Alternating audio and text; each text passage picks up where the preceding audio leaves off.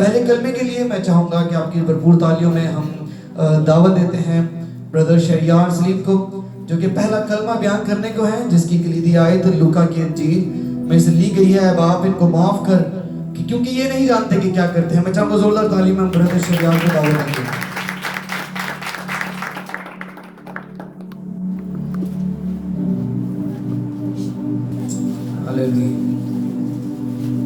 خداوند یسوع مسیح میں آپ سب کی سلامتی ہو۔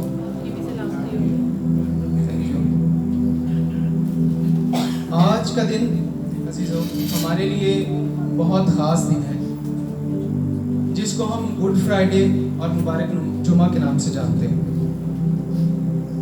آپ میں سے بہت سارے لوگ جانتے ہوں گے کہ 2024 میں کل 52 ہفتے آتے ہیں پورے سال میں۔ اگر آپ دیکھیں تو 52 ہفتے پورے سال میں آتے ہیں، اور 52 ہی جمعے پورے سال 2024 میں آنے، کچھ گزر چکے ہیں اور کچھ آنے کو ہیں۔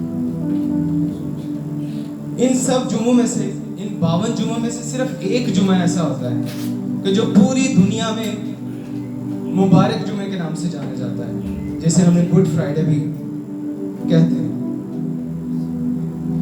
وہ گڈ فرائیڈے آج کا دن ہے، جس میں ہم خداوند کی اس قربانی کو سیکھنے کو ہے جو انہوں نے ہمارے لیے دی، ہمارے گناہوں کے لیے دی۔ ہماری اس پست حالی کو دیکھتے ہوئے خداوند نے اپنے آپ کو قربان کر دیا جو اس وقت ہم پر تھی، اور آج بھی پیارا خداوند ہمارے لیے اپنی قربانی کو ہم پر ظاہر کرتا ہے۔ ہم خداوند یسوع مسیح کی زندگی کو سیکھتے ہوئے، جیسا ہم جانتے ہیں کہ خداوند یسوع مسیح کی زندگی کے 5 اہم واقعات ان کی زندگی میں رونما ہوئے، جو ہم لوگ جانتے ہیں۔ پہلا واقعہ ان کی زندگی کا تھا پیدائش۔ خداوند یسوع مسیح کی پیدائش ایک بہت عجیب و غریب طریقے سے ہوئی، جو کہ کوئی انسان ہوتے ہوئے وہ سوچ بھی نہیں سکتا۔ دوسرا واقعہ ہے بپتسمہ۔ خداوند نے جو بپتسمہ لیا وہ ایک خاص واقعہ خداوند کا تھا، جس کے بارے میں ہم جانتے ہیں۔ خداوند یسوع مسیح کی صورت کا بار بار بدل جانا، یہ تیسرا واقعہ ہے۔ خداوند یسوع مسیح کی مصلوبیت چوتھا واقعہ ہے۔ خداوند یسوع مسیح کا مردوں میں سے جی اٹھنا، یہ 5واں واقعہ۔ خداوند یسوع مسیح کی زندگی کے کل 5 واقعات ہیں جو بہت اہمیت کے حامل ہیں۔ لیکن آج کے دن جو کہ گڈ فرائیڈے ہے، خداوند کی مصلوبیت کا دن ہے، تو ہم خداوند کی مصلوبیت کے بارے میں سیکھیں گے، ان واقعات میں سے جو کہ چوتھا واقعہ ہے۔ خداوند یسوع مسیح نے کل 7 کلمات صلیب پر کہے جب ان کو مصلوب کر دیا گیا۔ ان میں سے 3 کلمات ایسے تھے جو خداوند نے دوسروں کے لیے کہے، جو وہاں کے لوگ جو وہاں موجود تھے ان کے لیے کہے، جنہوں نے خداوند یسوع مسیح کو ستایا ان کے لیے کہے، اور 4 کلمات ایسے تھے جو خداوند یسوع مسیح نے اپنی ذات کے لیے کہے۔ آج جو کلمہ ہم سیکھنے کو ہے وہ خداوند یسوع مسیح کا پہلا کلمہ ہے، جو خداوند یسوع مسیح کو جب کراس پر کروسیفائیڈ کر دیا گیا، جب خداوند یسوع مسیح کراس پر تھے، ان کے ہاتھوں اور پیروں میں کیل ٹھکے ہوئے تھے، ان کا پورا جسم کوڑوں کی مار سے چھنی تھا، ان کے جسم پر ایک کم 40 کوڑے لگائے گئے، اور ان کے جسم کا کوئی حصہ ایسا نہ تھا کہ جس سے خون نہ رس رہا ہو۔ ہم اس کلمے کو سیکھنے کو ہے۔ ہم دیکھیں گے مقدس لوکا کی انجیل اس کا 23 باب اس کی 34 آیت میں وہ پہلا کلمہ مرقوم ہے جس کے بارے میں آج ہم سیکھیں گے۔ سرفراز بھائی سے ریکویسٹ ہے کہ وہ پہلا کلمہ پڑھ کے بتا دیں۔ لوکا 23 باب اس کی 34 آیت۔ یسوع نے کہا، اے باپ ان کو معاف کر کیونکہ یہ نہیں جانتے کہ کیا کرتے ہیں. اور انہوں نے اس کے کپڑوں کے حصے کیے اور ان پر کرا ڈالا.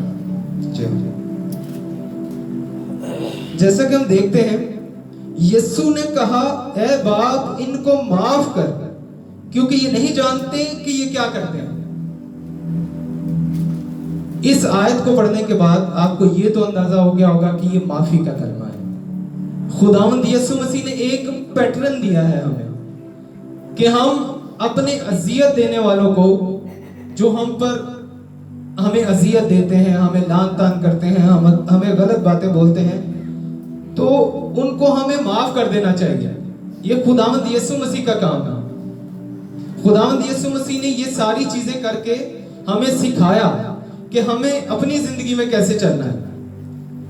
ہمیں کوئی بھی کچھ بھی کہے تو ہمیں وہ برداشت کرنا ہے خداوند یسوع مسیح کی خاطر. کبھی آپ کو یہ لگے تو آپ انسان ہونے کے ناطے آپ کو غصہ بھی آتا ہے, آپ کو پریشانی بھی ہوتی ہے کہ کیوں ہمیں یہ کہا جا رہا ہے, لیکن ہمیشہ آپ اپنے دل میں یہ سوچیں, اس کلمے کو رکھیں اور یہ سوچیں کہ ہم جو کرتے ہیں وہ خدا کے لیے کرتے ہیں.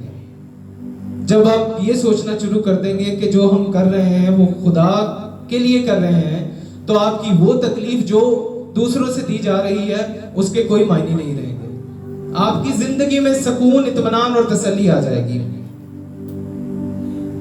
خداوند یسوع مسیح کا واقعہ سبھی جانتے ہیں کہ خداوند یسوع مسیح کو کیسے پہلے ہیرودیس کے پاس لے جایا گیا. پھر ہیرودیس نے ان کو پہلے قیافہ سردار کاہن, پھر ہیرودیس, پھر پلاطوس, اور پلاطوس کے پاس سے جب پلاطوس نہیں چاہتا تھا کہ خداوند یسوع مسیح اس میں کوئی گناہ نہیں دیکھتا تھا کیونکہ وہ بے گناہ تھا, اس میں کچھ گناہ تھا ہی نہیں.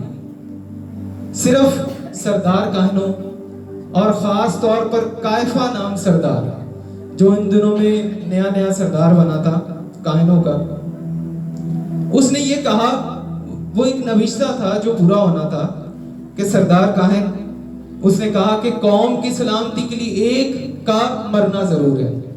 اور وہ کس کو نامینیٹ کر رہا تھا؟ وہ خداوند یسوع مسیح کو نامینیٹ کر رہا تھا.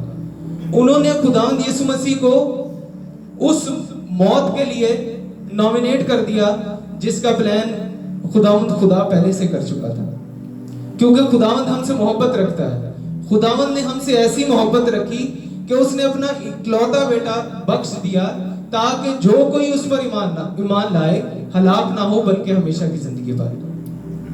تو خداوند کا وہ پیار ہم پر اس طرح سے ظاہر ہوا کہ خداوند یسوع مسیح پر وہ الزام لگایا گیا اور ہیرودیس کے محل سے لے کر کھوپڑی کے مقام تک, جسے عبرانی زبان میں گلگتہ, عبرانی زبان میں سے گلگتہ کہا جاتا ہے, اس کا ترجمہ ہے کھوپڑی کا مقام. وہاں ہمیشہ ہر سال بہت سے لوگوں کو کروسیفائیڈ کیا جاتا تھا. اور کن لوگوں کو کروسیفائیڈ کیا جاتا تھا؟ جو قاتل ہوتے تھے, جو ڈاکو ہوتے تھے, جن پر بہت سے الزامات ہوتے تھے. اس کھوپڑی کے مقام پر ان کو لا کر کروسیفائیڈ کیا جاتا تھا. اب خداوند یسوع مسیح کو بھی دو اور قیدیوں کے ساتھ جن کو کروسیفائیڈ کرنا تھا ان کو کھوپڑی کے مقام تک لے کر آئے. خداوند یسوع مسیح کو رستے میں بہت سے دکھ پہنچائے گئے. خداوند یسوع مسیح کے سر پر کانٹوں کا تاج رکھا گیا. خداوند یسوع مسیح کو کوڑے مارے گئے. خداوند یسوع مسیح کو نیم برہنہ کر کے سولی پر لٹکایا گیا اور خداوند یسوع مسیح پر لعن تان کی گئی. ایک یہودی مورخ بہت مشہور ہے جس کا نام ہے جوزفس. وہ کہتا ہے کہ جب ان دنوں میں گنہگاروں کو کروسیفائیڈ کیا جاتا تھا اور خاص طور پر وہ پروسیس آتا تھا کہ جس میں ان کے ہاتھوں اور پیروں میں کیل ٹھوکے جاتے تھے, تو کیا ہوتا تھا کہ وہ لوگ غلط ورڈز بولتے تھے, غلط ورڈ بولتے تھے, گالیاں بھی دیتے تھے اور اپنے کیل ٹھوکنے والوں کو. خداوند یسوع مسیح واحد ایسی ہستی تھی کہ جب ان کے ہاتھوں اور پیروں میں کیل ٹھوکے گئے تو ان کے منہ سے غلط الفاظ نہیں نکلے, ان کے منہ سے دعائیں نکلی جو دوسروں کے لیے تھی, جو ان کو نقصان پہنچا رہے تھے, جو ان کو ہر طرح سے پریشان کر رہے تھے.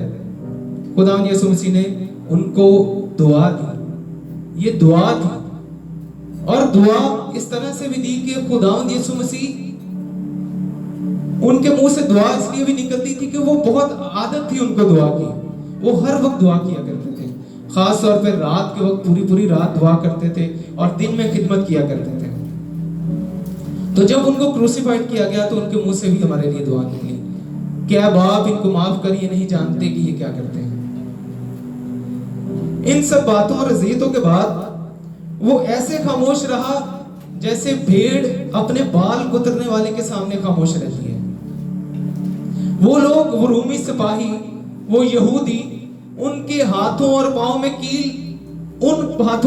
کیل ٹھوکنے میں کامیاب ہو گئے کہ جن سے وہ لوگوں کو شفا دیا کرتا تھا، ان پیروں میں کیل ٹھوکنے میں کامیاب ہو گئے کہ جن سے وہ گلی گلی جایا کرتا تھا اور جا کر لوگوں میں خداوند کی خوشخبری سنایا کرتا تھا، خداوند خدا کی تعلیم دیا کرتا تھا، اپنے باپ کے احکام ان تک پہنچایا کرتا تھا۔ لیکن وہ رومی سپاہی، وہ یہودی خداوند یسوع المسیح کے دل سے انسانوں کے لیے اس پیار کو نہیں نکال سکے۔ وہ پیار ویسا ہی تھا جیسا شروع سے اس کے دل میں تھا انسانوں کے لیے، جس کی وجہ سے وہ زمین پر آیا اور اپنے آپ کو ایک قربانی کے لیے پیش کر دیا، جیسا کہ اس نے اپنے کلمے میں بھی کہا خداوند ہم سب سے پیار کرتا ہے۔ اسی طرح اس حوالے کو مزید سمجھنے کے لیے، خداوند کے پیار کو سمجھنے کے لیے، ہم متی 6 باب اس کی 14 آیت میں کچھ یوں مرغوب ہے، اس لیے کہ تم اگر آدمیوں کے قصور معاف کرو گے تو تمہارا آسمانی باپ بھی تم کو معاف کرے گا، اور اگر تم آدمیوں کے قصور معاف نہ کرو گے تو تمہارا باپ بھی تمہارے قصور معاف نہ کرے گا۔ ہم انسان ہوتے ہوئے اگر لوگوں کے قصور معاف نہیں کرتے تو یہ جان لیں کہ اگر آپ اپنے دل میں رکھتے ہیں اور اسی پر سوچتے ہیں تو خداوند خدا بھی ہمارے قصور ہمیں معاف نہیں کرے گا۔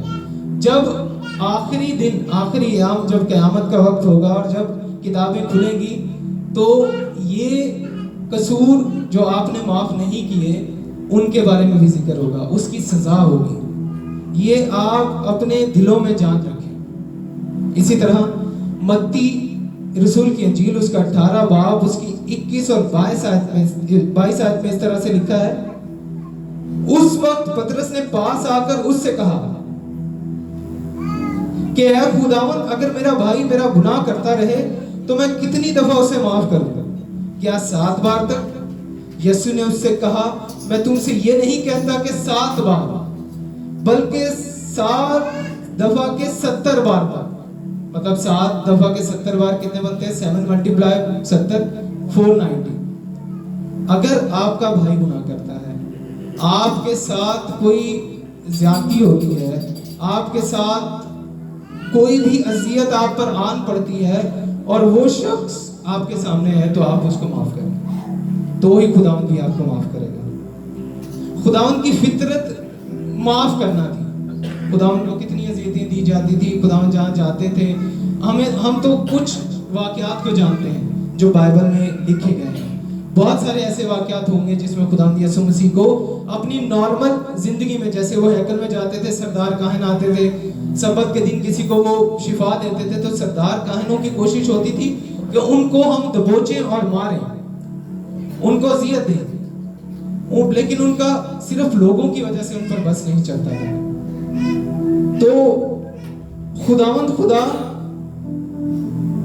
ہمیشہ معافی کی طرف جاتے ہیں، ان کی فطرت معافی تھی۔ تو اگر ہم اس کلمے کو اپنی زندگی میں قبول کرتے ہیں، جو کلمہ خداوند نے پہلا کلمہ صلیب پر کہا، اذیتوں میں کہا کہ اے باپ انہیں معاف کر، یہ نہیں جانتے کہ یہ کیا کرتے ہیں، جب ہم اس کلمے کو اور خداوند کی مصلوبیت کو اپنی زندگی میں قبول کر لیتے ہیں تو وہ فطرت جو خداوند یسوع المسیح کے بیچ میں تھی، اس کی زندگی میں تھی، اس کی روح میں تھی، وہ فطرت ہم میں آ جاتی ہے، وہ فطرت ہم میں موجود ہوتی ہے کہ ہم لوگوں کو معاف کرنا شروع کر دیتے ہیں۔ خداوند کی فطرت ہم میں سما جاتی ہے۔ جب ہم اس کی مصلوبیت کو قبول کرتے ہیں جب ہم اس کے اس کلمے کو قبول کرتے ہیں تو اس کی فطرت ہم میں موجود ہوتی ہے۔ کیا ہم دوسروں کو معاف کرتے ہیں؟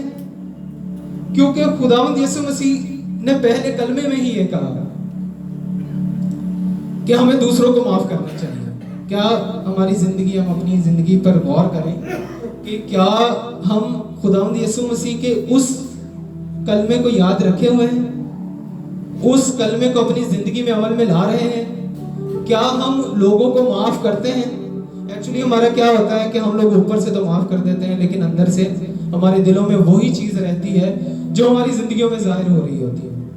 تو آج کے دن میری آپ سب سے یہ گزارش ہے کہ خداوند کے اس کلمے کو اپنی زندگیوں میں قبول کریں۔ جب تک آپ اس کو اپنی زندگی میں قبول نہیں کریں گے، آپ کی زندگی ویسے ہی رہے گی جیسی چلتی ہے۔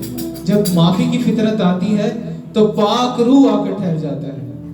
جب آپ کی زندگی میں کوئی ایسا شخص نہیں رہتا کہ جس کو آپ نے معاف نہیں کیا اور اپنی زندگی میں ساتھ اس کی اس اذیت کو لے کر نہیں چلتے، تو خداوند آپ کی زندگی میں بہت ساری برکات کو لے کر آتا ہے، آپ کی زندگی میں بہت سارے فضل لے کر آتا ہے کہ جو آپ کی زندگی کو بدل کر رکھ دیتے ہیں۔ آخر میں خداوند آپ کو اس پاک کلمہ کے وسیلے سے بڑی برکت دے اور اس کلمہ پر عمل کرنے کا گہرا فضل بخشے۔ آمین۔